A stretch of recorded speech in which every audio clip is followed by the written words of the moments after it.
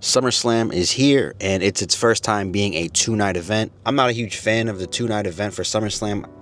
We can leave that for WrestleMania, but I guess this is one of the 4 biggest PLEs of the year, so why not? But again, I think they're just trying to cram a lot, but let's just get it started. The first match is the 6-team TLC tag match. I'm not going to name everybody because I'm going to mess up the names, but this is actually really, really cool. I saw there is a need for more tag teams in this division, so they put together Rey Fenix and Andrade, and I'm not mad at it. I'm happy that Rey Fenix and Penta are not together as a team. I like that Penta's doing his solo thing and he's doing it really well in this match. We have a lot of options here, and the Wyatt Six, they are currently the champions, and I didn't really care for them to be the champions. I really prefer Montez and Dawkins to still be champion, and I hope that they can get it back, but I don't know. The Wyatt Six to me has just been dropping the ball. They came back. They gave this creepy top tier going after people or people with bad intentions, and they've just failed, right? I understand they came back. People loved them because of Bray Wyatt and all that good stuff, and I fully understand. However, they just have not been delivering, and to randomly give them the tag team championships after beating Montez and beating Dawkins, it doesn't make sense. Everybody wanted those two to be champions. Everybody wanted them to defend on a PLE. They didn't even get to defend on a PLE. They're competing for it on a PLE. Isn't that crazy? Also, New Day lost their title as well. I'm not saying something, but I'm saying something. Anyways, I'm hoping, I'm not really giving a prediction on this one because this match can go either way. I don't see it being Fraxium. I really don't, because they're NXT, I still believe. Most likely, in all honesty, because Andrade and Rey Fenix are a new team that they put together, not just 2 random people, but a new team, I see them winning. Or if not, the Wyatts retain, or I really hope that Montez Ford and Angelo Dawkins could get this back, because they were robbed of this championship reign, and I really think they could do a lot more with it, but we'll have to see. This match, like I said, can go one of those 3 ways. In my opinion, it could either be Andrade and Rey Fenix, I don't know what they call themselves. It could be the Wyatt Six again, or I would prefer it be the Street Profits. So hopefully it goes in the direction of the Street Profits, but I don't see it going that way. TLC match, it should be great. It's amazing. One of my favorite type of matches. Obviously, the Dudley Boys, Edge and Christian, and the Hardy Boys coined this match, and they should not disappoint. So I'm looking forward to this match. Next up, we got Karrion Kross versus Sami Zayn again, and I don't mind this because Sami was over for a while. He was IC champion. He was doing good. He had his little thing going on with Chad Gable, yada yada yada. Went back into the bloodline, yada yada yada. But Karrion Kross has been the manipulator behind the scenes to a lot of people. Xavier Woods, he's done it to Sammy. He's tried to do it to AJ. All these stars are being infected or attempted to be infected by Karrion Kross, and the crowd has wanted him. And they really, really want him because they wanted Kross to be in certain situations. And now he's given the opportunity. I don't remember the last time this man has really been on a real PLE like that, but he's now in a PLE. I don't remember the last time Karrion Kross got this much attention. Or a storyline like this, or even in a major PLE like this. So to see him go up against Sami Zayn is going to be great. Now, Sami did beat Karrion Kross the last time they got together in a match. So I'm hoping that Karrion Kross actually gets his due respect and beats Sami. Now, I don't know where they're going to go from here with that, but I really hope Karrion Kross could actually get a win at SummerSlam, because it'd be good for him. He's definitely been a crowd favorite recently, although he's a heel.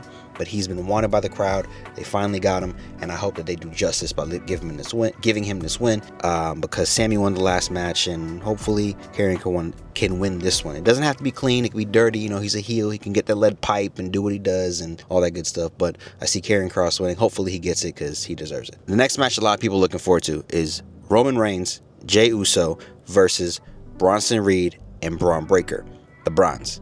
I don't know their name yet because they still don't have one. But we basically got the OG bloodline yet again. Roman Reigns with his right-hand man, 2 main event superstars against 2 up-and-coming main event superstars of the futures of the WWE. When we look back on this, we're going to be like, yeah, man, this is really the career-defining moments. When Bronson Reed snatched up Roman's shoes, career-defining moment, career-changing moment. This puts them in a position to set them up for future success. You're looking at two future world champions, Bronson Reed and Braun Breaker. And I made a Braun Breaker video a while back saying that Braun Breaker is the future face of the WWE, and a lot of people said he's not. So I don't know what or who you're watching, but I see him being the face of the company. As for this match, I do not see him winning this match. I see it going to Roman. I see it going to Jay. We got to humble Bronson Reed and Braun Breaker, but Roman's not going to stay here long. We know that. If they do win, if the Browns win, I see it this way. I really see the Jey Uso and Roman Reigns team winning, but Braun Breaker and Bronson Reed could do a little damage after. A little damage, putting somebody through a table or a couple tsunamis, sparing somebody through the barricade yet again. But I do see Roman Reigns and Jey Uso winning, but it doesn't mean they're not going to get their ass kicked at the end by some dirty trick. So I don't know. I don't know. Hopefully, again, like I said in the past, Seth is actually injured and this isn't a work, and he doesn't come and surprise us. Hopefully he's really injured. I don't want him to be, but I want, for the sake of believing that he's injured, to let this storyline play out. Give Bronson Reed and Braun Breaker especially some spotlight, because they need to position them in a place of just knowing that their future faces the company. Another match that should really, really be good is Solo Sikoa versus Jacob Fatu in a cage match. And I hope this is going to be great, because I like Solo now. Solo has moved up to be one of my favorite superstars currently. He went from the stoic, quiet enforcer for the Bloodline to being his own tribal chief, which I didn't really like the tribal chief gimmick he was doing. Everybody kept calling him the Timo tribal chief or the Timu Roman Reigns, and it just didn't fit him. This current character running the My Family tree, and him being comedic, him being serious at times, I like it. It works for him. Jacob Fatu is unstoppable, but I feel like in this match, Jacob could win if all things were fair, but it's a steel cage match. There's no disqualifications or anything like that. So I do really believe that Solo Sikoa is going to win this match. I don't know what's going to happen, but I know this is going to further push that My Family tree and then the Jacob and the Jimmy storyline. But in this instance, Solo is not done with that title. Jacob had it. That's great. That's cool. But I think Solo has some more time with this title to push a little bit more on the story and do a little bit more for the company, because Solo is very marketable now. He's doing a very good job of being on the mic. He's doing a very good job of being entertaining. He's doing a very good job of being what people want now. So Solo takes the win. Next, we have Lyra Valkyria versus Becky Lynch for the women's IC title. This one's tough because Bayley looks upset, and I feel like Bayley can play a role in this decision, and I hope it's not a bad one. I do see Lyra losing. I see Becky winning, because it's just how it goes. But what we gain in this is going to either be a heel Bayley or a heel Lyra, and I'm banking on a heel Lyra. I feel like that's going to work. She's gotten more time on the mic. She's gotten better in terms of getting involved with the serious storyline, and I want to see her in that heel fashion. But Bayley has the right fuel to be a heel. And we all know we love, the hugger Bayley, and then the heel Bayley with damage control. And again, she's a babyface right now, but I can see that light is dwindling down because she missed WrestleMania. She's missing SummerSlam, and hopefully she can probably make an appearance and either become a heel. So either we're leaving with a heel Bayley or a heel Lyra, but either way, Becky's gonna win. So there's that. Next up is going to be Charlotte Flair and Alexa Bliss versus the Judgment Days, Raquel and Roxanne. Now, in this, I do want it to be Charlotte and Alexa. I love that team. They're doing very well. I'll tell you right now, I am not a Charlotte Flair fan like that, but her working with Alexa, because I am an Alexa Bliss fan like that, cool. But I feel like them two working together has a great chemistry. It's like that little sister, big sister chemistry that they both have. It's like they hate each other but love each other. They protect each other, but of course they don't want to work with each other, but they do. So this is a very good dynamic, and in any other circumstance, I really think they would win. But because of this Judgment Day storyline, which I'm tired of, like we could really break them up already, Roxanne and Raquel are going to retain. because they need to keep that title, so when Liv comes back, they got a storyline going where Liv gets jealous and all that good stuff. But right now, in my opinion, it really should be Charlotte and Alexa taking the win, but it's gonna be Roxanne and Raquel. So unfortunately, Judgment Day is gonna take the win on this one, and they're still gonna be relevant, but Liv needs to come back. We need to throw some fuel on this fire and start this breakup of this group, because this group is trash now. And I mean, I like the individual people, but the group is just annoying at this point. So again, the Judgment Day is going to win this one. All right, so this match is actually interesting because we should have had this match a while back in Saudi Arabia. AJ Styles versus Dominic Mysterio. I guess Dominic Mysterio wasn't medically cleared to go ahead and have a match, and he's been ducking and hiding from AJ. But AJ's been actually leaning into this character, and it's funny. He's been following him around, stalking him, making jokes and all that good stuff. So I feel like AJ deserves this win to give this title a little bit more, I guess, status, or more of a prestigious type of level. Dom is great. Dom is cool. He considers himself the greatest IC champion, but he's not. And again, I'm not a fan of the Judgment Day as a group, but individually, I like Dom, right? I feel like Dom, he is also a face that's going to be in the face of the company in the future, because it's just a little different compared to Braun Breaker, but he has a lot of potential. Yes, he plays a role well as Dirty Dom, but I want AJ to win this one, because AJ definitely deserves it. What he can do is win this title. He's close to retirement, or at least ending his career within TNA, going back to where he really was that guy, right? AJ Styles in TNA versus AJ Styles in WWE, two different guys. Winning this title for him, giving this title some more level of value, or prestigious, like a prestigious type of level, would be great, right? Let AJ run it a little bit, have a couple matches, defend it. Dom can get it back later, but I hope AJ does take this win. But knowing the Judgment Day, Dom might win. But in this one, I'm gonna call it AJ, because that's what it is. Next up, we have Drew McIntyre and Logan Paul versus Jelly Roll and Randy Orton. Now, at first, I've heard rumors that Jelly Roll was getting ready to be in SummerSlam, and I know they like to bring a lot of superstars in here. They had Bad Bunny at one point. Travis Scott has made his appearance here and there. Logan is officially a WWE superstar, so we really can't count him. But Jelly Roll did make an appearance in the past. He did a chokeslam. Chokeslam was a little off for me.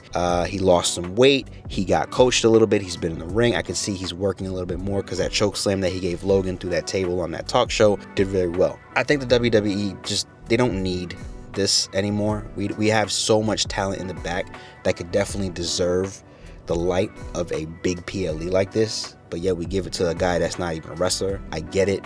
I fully understand. It's to pull in the fan base. It's to pull in more eyes. It's to be like a big aha viral moment. I don't think we need to continue to do this. I think that we have a lot of I think that they have a lot of talent in the back that we would love to see instead of seeing Jelly Roll. Nothing against him, because he's actually kind of grown on me in terms of seeing this match. But with this, I do see Jelly Roll and Randy Orton winning. There should be no other way, because obviously he's a celebrity. You had Bad Bunny beat Damian Priest. So Jelly Roll, Logan Paul is going to lose. Logan Paul, I potentially think, will get pinned by Jelly Roll, or Logan Paul might get pinned by Randy. But, obviously they got to protect Drew. They got to protect him a little bit compared to the others in the ring. Randy is damn near out of there, putting his one leg out of the company, and he's got a good 5 years potentially. Logan's got a long way on his career, and Drew as well. So I see Jelly Roll and Randy winning, but at probably Logan's expense potentially. But again, I wasn't prepared for this match in the sense of wanting to see it, but it kind of grew on me as time went on. So moving on to the next match, it's a triple threat: Io Sky, Rhea Ripley, and Naomi. First off, Rhea Ripley and Io Sky had an amazing match at Evolution. So we saw what they can do. Now throwing Naomi into this mix makes it even better. I'm just going to start off by saying Naomi is going to retain. That's how I feel this should go, because Naomi is so over. She says proceed with caution, and you got the crowd chanting it. So once you have somebody that strong, you need to continue to push it. Her heel persona has completely changed the trajectory of her whole career in the WWE. Now, Io Sky is by far one of the best in the ring, and I do believe that she's a great superstar to be champion. Rhea Ripley is very dominant, but I am tired of Rhea Ripley. She's becoming very, very bland. Rhea's great. Rhea's amazing. Her theme song hits. She runs in there. It's a big pop. But in this moment of storytelling, in this moment of who should really have this title, it's going to be Naomi. Io just had it. She did great. Cool. I don't know what she has from going on from here. The thing about Rhea is if she's not involved with Hate with the Judgment Day or Liv or the title, she's not relevant. So hopefully she can find something after this. But I believe that Naomi is going to retain because they put so much into this gimmick, and then cashing in at Evolution and losing it right after, absolutely trash. They wouldn't do that. I hope they wouldn't do that. So Naomi retains. Next up, we have Jade Cargill versus the WWE Women's Champion, Tiffany Stratton. Now, I'm a Tiffany Stratton fan. Now, not just because she's a cute blonde, as I was told, but she's actually very good in the ring. She is a future face of the WWE for the women's roster. And I didn't know where I was going with this because I thought during this time in SummerSlam, after this match or during this match, Naomi would cash in and Naomi would take the WWE Championship from Jade, robbing her of the moment, building up for some huge feud for that title later on, potentially getting big matches at WrestleMania or whatever. But no, it looks as if that idea, that plan of cashing in on Jade, and it was too obvious, right? It was too obvious, proceed with caution, right? Don't let them know your next move. So Naomi going to Raw and taking that title, nobody saw it, but everybody saw or thought this was what was going to happen. Tiffany versus Jade. Jade wins, beats Tiffany, and Naomi cashes in. Or Naomi cashes in like she did with Rhea and Io, but that never happened. So I see Tiffany has definitely changed in terms of demeanor, and that was something I saw when Braun Breaker lost the IC title to Jey Uso. But he got it back. Tiffany is not going to retain. Jade is the most protected person in the company right now, and I believe she is going to win. I'm not hating. I'm not disliking Jade. I like Jade. She's great. I think she has a lot to learn. And Tiffany has a lot to learn. But out of the two, Tiffany is better in the ring, in my opinion. Both need to work on the mic, but I think Jade is going to win this one based off of just the WWE putting her in a position or believing she's on a level that she's not yet, but they're going to put her there. And then finally, the main event, the 17 never almost seen, almost whatever, can't see me, but you see me now, John Cena versus the American Nightmare Cody, Raheem Rhodes. I don't know. That's my answer. I don't know, because a lot of people are wanting John Cena to take this title to retire it. And I like that idea.